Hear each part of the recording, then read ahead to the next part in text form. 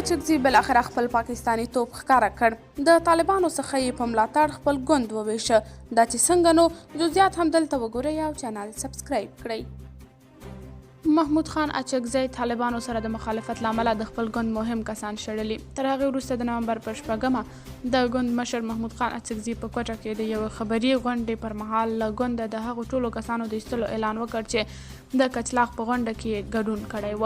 نوموړي هغه مهال ویل چې دا پریکړه یې د هغه په مشرۍ د ګوند د مرکزي اجرایوي کمیټې په غونډه کې کړې ده. د بلوچستان د صوبایي اسمبلی غړی او د پښتونخوا ملي عوامي د مشر محمود خان اڅکزي د مخالفې ډلې یو مخکښ نصر الله زیری وایي له ګونده د په شمول هغه مشران ایستل شوي چې د مشر په بیانیه کې د بدلون مخالفت کاوه. نوموړي د نومبر په 28 له مشال راډیو سره په خبرو کې تور پورې کړ چې د ګوند مشر محمود خان اڅکزي به مخکې طالبانو ته د پاکستاني پوځ پیداوار ویل، خو پر افغانستان یې د طالبانو تر واکمنېدو وروسته خپل دریځ بدل کړ. د اکتوبر په 9 په کوټه کې د جمهوریت د شهیدانو جلسه وه.